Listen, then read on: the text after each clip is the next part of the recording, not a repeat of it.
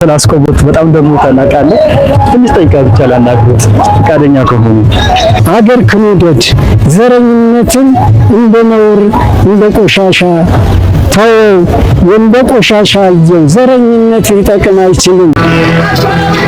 አባት አርበኛ ተርበው ገሻዳኢ ማይጦሩ መሪ ሸንዲ መርማሪ ዘራሲኑ ዘራፊ መሳል ለሊ ተውሮ ቀንዳውሳ ከሁላቶ ክሶ ዳጋሚ መታ አጭምን ሽል ማንገላታ እድሜ ያስተምራል።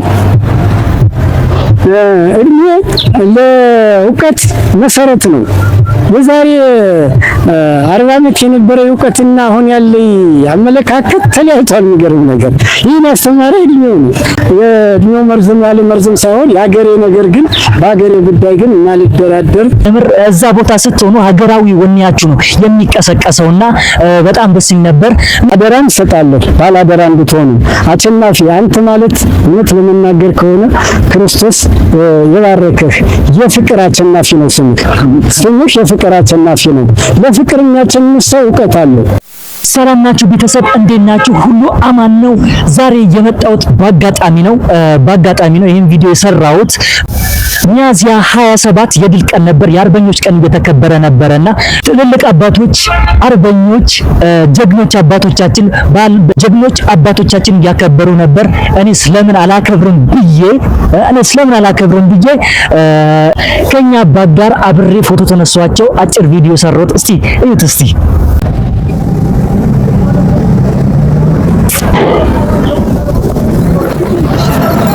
በጣም ነበር ደስ የሚለው። በጣም ቸኩሎ ነበረ።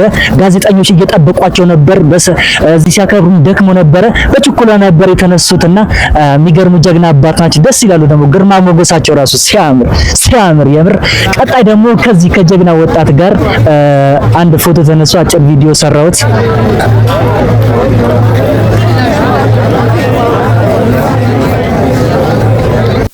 ቀጣይ ደግሞ ከኚህ ጀግና አባት ጋር አጭር ቪዲዮ ሰራሁት። እስቲ እንዲህ የክብር ልብስ መልበስ ቀላል አይደለም። ትልቅ ደም ተከፍሎበታል። ትልቅ ዋጋ ተከፍሎበታል።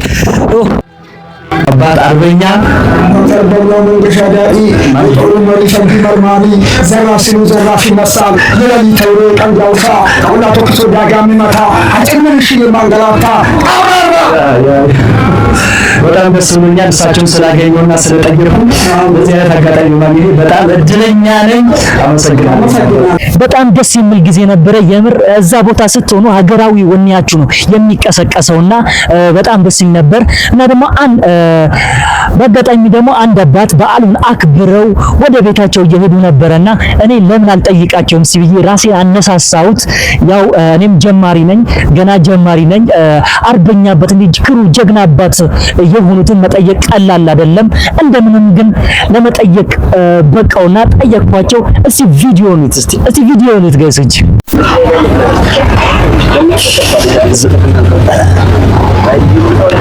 ዛሬ የሚገርም ቀን ነው። ደስ የሚል ቀን ነው። እኔም በጣም ደስ ብሎኛል። በዚህ ሁኔታ የአርበኞችን ቀን የአባቶቻችን ድል የነሱበት ቀን በማክበር በጣም ደስ ብሎኛል። እስቲ እኚህ ጋር አንድ አባት አሉ። እስቲ እሳቸውን እንጠይቃቸዋለን ፈቃደኛ ከሆኑ ማለት ነው። እስቲ ጠይቃቸው። አቤት የመጀመሪያ ቢሆንም ግን መፍራት አይጠበቅብኝም። ሲያምሩ ደግሞ ጸጉራቸው ሲያምር የምር የባህል ልብሳቸውን ለብሰው ሰላም ነሽ የኔ አባት? ሰላም ነሽ? ይቅርታ ስላስቆቦት በጣም ደግሞ ታላቃለ ትንሽ ጠይቃ ብቻ ላናግሩት ፈቃደኛ ከሆኑ አጥላው ሰዱት። እሺ ነው አባት። እሺ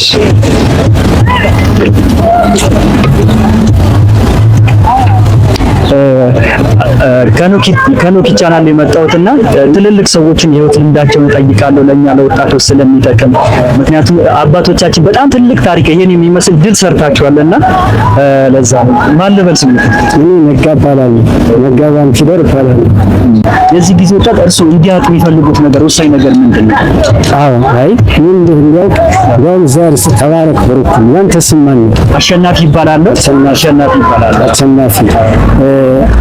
ዋናው ስሙን ትልቅ ነው። እውነት ለመናገር ከሆነ መጀመሪያም ስሙን አሸናፊ፣ ለሰው ልጅ ፍቅር አሸናፊ ነው። ዋናው ትልቁ ፍቅር አሸናፊ ነው። ይሄ ትውልድ እኔ የምመክረው ነገር የሚሰጠው ሀሳብ ቢኖር እኛ ተፋቅረን ነው ኢትዮጵያን የጠበቅናት፣ ተዋደን ተፋቅረን የጠበቅናት ኢትዮጵያን። ይሄ ትውልድ ደግሞ ከዘረኝነት አረንቋ ወጥቶ ተፋቅሮ እውነት ለመናገር የፍቅር አሸናፊ ከሆነ አገሪቱ ይህን አይደለም ሌላ ከዚህ የተሻለ ታሪክ ትሰራለች። ነው በእውነት ለመናገር ከሆነ አገር ክንውደድ፣ ዘረኝነትን እንደ ነውር እንደ ቆሻሻ ተው፣ እንደ ቆሻሻ አየው። ዘረኝነት ሊጠቅም አይችልም። ዘረኝነት የኋላ ቀሮች አስተሳሰብ እንጂ የተማረ አካል የሚረከበው አይደለም። የተማረ አካል የሚረከበው አብሮነትን፣ ፍቅርን፣ ሰው መውደድን፣ ኢትዮጵያዊነትን ነው። ኢትዮጵያ የምትሆን የኖረችው እስካሁን ድረስ እውነት ለመናገር ከሆነ ባለው አቅማችን እኛ የአቅማችንን ሰርተናል። አብረን ለኢትዮጵያ እንዲህ ለሀገር የዳር ድንበር ብለን ነው እስካሁን ድረስ የቆየነው። እንዲህ ይህን ያቆየነው ዝም ብለን አይደለም፣ አባቶቻችን ተረክበን ነው። ትውልዱ አብሮነት እና አንድነት ነው። እናንተን አሁን ይህን ወጣቱን የሚመክረው አብሮ መብላትን፣ መተዛዘንን፣ መደጋገፍን፣ ጥሩ መረጃ መለዋወጥን፣ መጥፎ ነገርን ወደ ኋላ ትቶ ወደ ጥሩ መሄድን ይህን ትውልድ መክረዋለሁ። እንደው አደራም ሰጣለሁ ባላደራ እንድትሆኑ። አሸናፊ አንተ ማለት እውነት ለመናገር ከሆነ ክርስቶስ የባረከህ የፍቅር አሸናፊ ነው። ስምህ የፍቅር አሸናፊ ነው። ለፍቅር የሚያሸንፍ ሰው እውቀት አለው። ለፍቅር ማሸነፍ ፍቅርን እንደ ጥላቻ የሚያበረታታ ሰው ግን እውቀት የለውም። ራሱን ወዳድ ነው።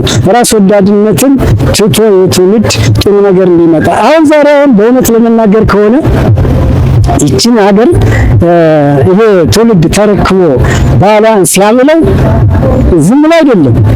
እንዳያችሁት በጣም ደክሟቸው ነበረ፣ ግን ድካማቸውን አሸንፈው በንቃት ነበረ ሲያወሩ የነበሩትና ስሜን ጠይቀው ከስሜ ጋር አያይዘው ያወሩበት መንገድ በጣም ደስ የሚልና የሚገርም ነው። ቀጣይ ደግሞ የጠየቅኳቸው እድሜያቸውን ጠይቄያለሁ። ትልቅነት እዚህ ቦታ መድረስ ምን አይነት ስሜት አለው ብዬ ጠይቄያለሁ። ያወሩበት መንገድ በጣም ደስ ይላል። እስቲ ቪዲዮ ነው። ቀጣይ ደግሞ ስንት ዓመት ወስዶ ግን ነበር? እኔ በ1948 ዓመተ ምህረት ተወለድኩ። እንግዲህ አሁን ወደ 79 ዓመቴ ነው። ምን አይነት ስሜት አለው ግን ትልቅነት ወይም እዚህ ቦታ መድረስ ምን አይነት ስሜት አለው? አዎ እንደው ዘንስ እንደው ይሄ ከባድ ጥያቄ አይደለም። ትልቅነትን ማግኘት መታደል ነው። ለምን ጓደኞቼ የሉም አሁን በህይወት የሞቱ ያለቋሉ።